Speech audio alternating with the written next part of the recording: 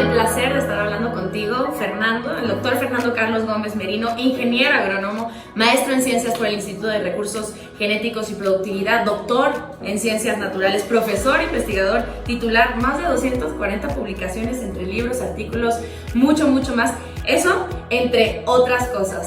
Fernando, ¿quiénes serían los más afectados de toda la industria agrícola?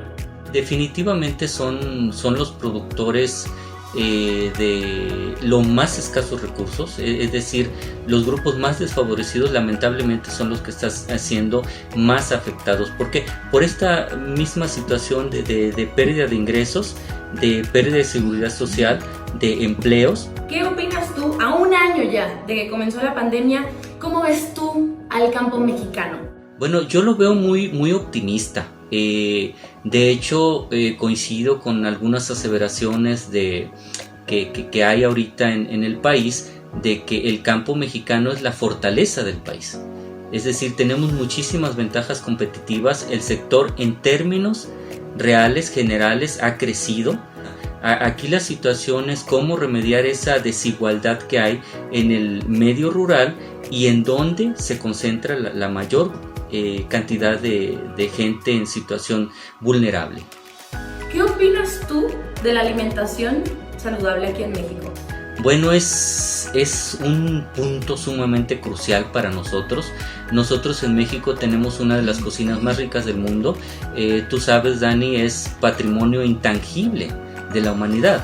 Lamentablemente eso no se equipara a lo que realmente estamos comiendo. Con problemas de sobrepeso y obesidad en el 70% de la población, no estamos comiendo sano, siendo que tenemos una fuente de alimentos muy rica. El pasado 4 de marzo, de hecho, fue el Día Mundial de la Obesidad, ¿no? Y México ocupa el lugar número 1 con la mayor obesidad infantil. Es un problema demasiado delicado. ¿A qué lo atribuyes? ¿A los hábitos? Sí, mira, dentro de los estudios que he hecho, uno de los asuntos que nos permite salir del subdesarrollo y pasar a ser un país desarrollado, rico, culto, es precisamente la educación. Creo que gran parte de estos atrasos que tenemos y de estos problemas de salud, de alimentación, tienen que ver con la educación. Si no sé yo lo que estoy comiendo, o me encanta la torta, el tamal, la tortilla, y pues también es lo que tengo, ¿cierto? En un alto porcentaje de la población, este desconocimiento de los atributos, de las propiedades de lo que estamos consumiendo, nos lleva a este tipo de problemas. Tiene que ver definitivamente con la educación. Es el principal obstáculo que tiene que ver con el desarrollo precario que tenemos en el país. ¿Cuál es el desafío alimentario del mundo en 2050? Y a tu juicio, ¿qué papel juega la biotecnología? Hay dos grandes desafíos, pudiera yo decirte. El primero es la producción y la distribución de los alimentos, que tienen que ver con la seguridad alimentaria, y por otro lado con la soberanía alimentaria, es decir, producir los suficientes alimentos para que la gente consuma de manera adecuada, de manera continua, permanente, lo que requieren para su sano desarrollo, crecimiento, desempeño, ¿sí? Y por otro lado tenemos la gran temática del cambio climático, que está impactando a todos los sectores: inundaciones, sequías, falta de humedad por otro lado. Entonces la biotecnología allí tiene que hacer muchísimo. Nosotros somos uno de los 10 países megadiversos del mundo. Tenemos una diversidad en plantas cultivadas, y hay numerosos ejemplos ya en México, tanto de instituciones como de cultivos que se están ya generando para enfrentar estos retos. Fernando, ¿la biotecnología nos podría ayudar a combatir el hambre y o enfermedades? Mira, ahorita la biotecnología yo la puedo utilizar para reproducir plantas en el laboratorio que son muy difíciles de reproducir allá afuera, ¿sí? E incluso la biotecnología me está sirviendo, ya hay tecnologías, ya hay los protocolos para producir carne in vitro. Es decir, yo ya no necesito la vaca o el borrego allá afuera. yo hago cultivo de células, cultivo de tejidos adentro en el laboratorio y puedo producir hamburguesas. Se están desarrollando los protocolos, ya está la tecnología. Ahorita la situación es todo el desarrollo que implica esto a nivel de innovación y para llevarlo a nivel comercial. Y base de recursos naturales en 2050, ¿habrá suficiente agua, tierras, diversidad genética? Precisamente uno de los puntos de la política actual, que es la sustentabilidad, y que no solo es en México, sino es una política de las Naciones Unidas, del Banco Mundial, de los organismos internacionales que hacen eco en estos términos de sustentabilidad, de sostenibilidad, tiene que ver con el cuidado precisamente de los recursos. Ahora la biotecnología, por ejemplo, a través de la edición génica, nos puede ayudar a hacer un uso más eficiente de la poca agua que hay, o incluso de hacer uso de agua salina, de agua del mar. Fernando, la pandemia y la necesidad de las personas por alimentarse de manera más saludable ha hecho proliferar la agricultura urbana, ¿no? Sobre todo en México y bueno, en todas partes del mundo. ¿Cómo se está implementando en nuestro país? Primeramente es una excelente estrategia, una excelente propuesta, una excelente tendencia. Primero, porque podemos nosotros producir cierta cantidad de alimentos para consumo individual, para abastecer de algo, no completamente la canasta básica. En segundo lugar, porque bueno, al tú estar produciendo tus propias plantas, tus propios cultivos están también absorbiendo parte del dióxido de carbono que se produce en las ciudades, ¿sí?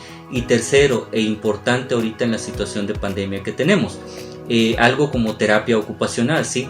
Tú estás cierto número de horas en oficina y a una determinada hora tú tienes que ir a regar tus plantas, tienes que ir a ocuparte, tienes que ir a ver cómo están, y esa terapia con las plantas definitivamente es algo muy digamos loable para que tú te desprendas del estrés que tienes quizás en oficina, respires aire puro en la azotea y te ocupes de tus plantas. ¿En qué momento o con qué cantidad de huertos urbanos, por ejemplo, podríamos ser una ciudad con una agricultura urbana? Sí, primeramente se necesita capacitación. Tenemos que saber cómo producirlas, qué sistemas de riego, qué tipo de sustratos e incluso qué tipo de plantas podemos cultivar en nuestros hogares, en nuestros patios, y estamos hablando de agricultura urbana en las grandes urbes, en las ciudades.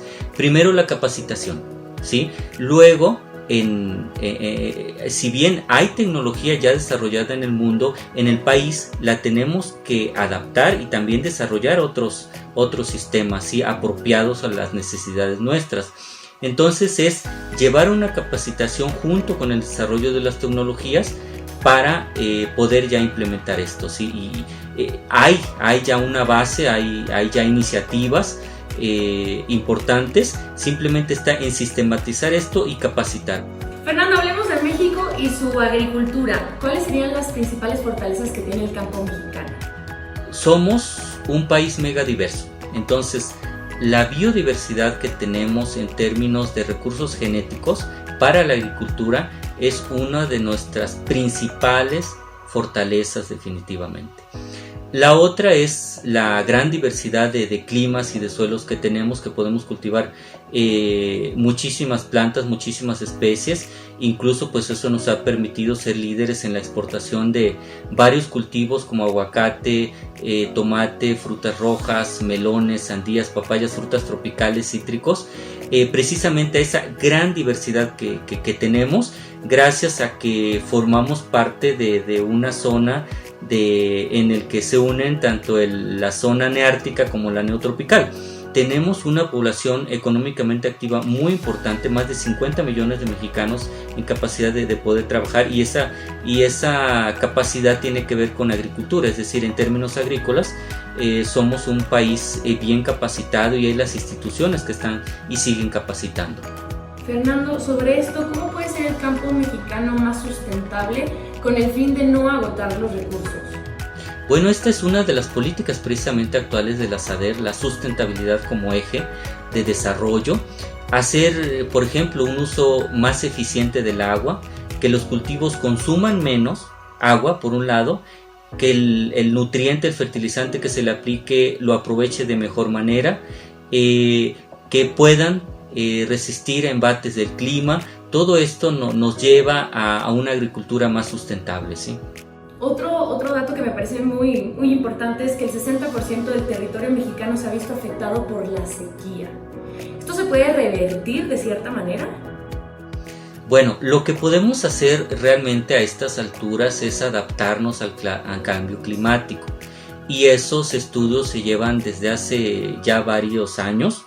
Hay todo un instituto de ecología y cambio climático. El cambio climático es un tema prioritario para el país. Es uno de los países lamentablemente más vulnerables a los efectos del cambio climático. Entonces nosotros en México tenemos que desarrollar la tecnología de manera urgente para adaptarnos a eso, y la agricultura pues naturalmente es parte de esta adaptación que tenemos que desarrollar. En innumerables publicaciones planteas la educación como clave para enfrentar la crisis alimentaria en México y en todo el mundo. ¿Nos puedes explicar por qué? Lo que decimos es, bueno, necesidades básicas, ¿cuáles son? Alimentación, salud, vivienda. Todo eso está excelente. Si no tienes una buena educación, no te alimentas bien, no sabes qué es bueno o qué es malo. Y además, la educación pues es el fundamento del desarrollo. Pueblos con buenos sistemas educativos son los pueblos que avanzan más rápido y son los pueblos que innovan, y eso nos va a generar riqueza en toda la gama de tendencias que tú puedes tener, no solo monetarias, ¿sí?, sino ambiental, social y el propio desarrollo de la persona, ¿sí? Entonces la educación es el eje que se detona para lo que necesitamos en el campo. Fernando, según tu punto de vista, ¿qué cultivo es nuestra moneda de presentación ante el mundo? Realmente hay varios, Dani. Si me permiten mencionarte en orden, por ejemplo, aguacate. Es nuestro cultivo, nuestro oro verde, así se le llama. Tomate, nuestros frutales, cítricos, papaya, sandía, melón y hortalizas, y gran variedad de hortalizas, pepinos. En 2018 sacó este libro que se llama Las Ciencias Agrícolas Mexicanas y sus protagonistas, y tú eres parte de él. Cuéntame de esta experiencia, ¿qué se siente ser de las 100 personas más influyentes en este sector agrícola en el país?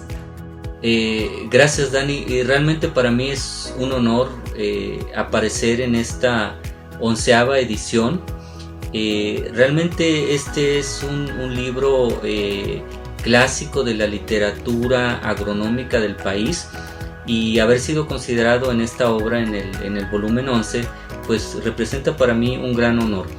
Fuimos capaces de descubrir unas proteínas que no estaban identificadas en plantas y que tienen precisamente que ver con la adaptación al cambio climático, ¿sí? Entonces eso pues nos puso en una situación muy privilegiada en varios países del mundo. Tuvimos hemos tenido proyectos con Inglaterra, con Alemania, con Estados Unidos, y parte de este trabajo es el que se ve reflejado en este libro, es parte de la historia.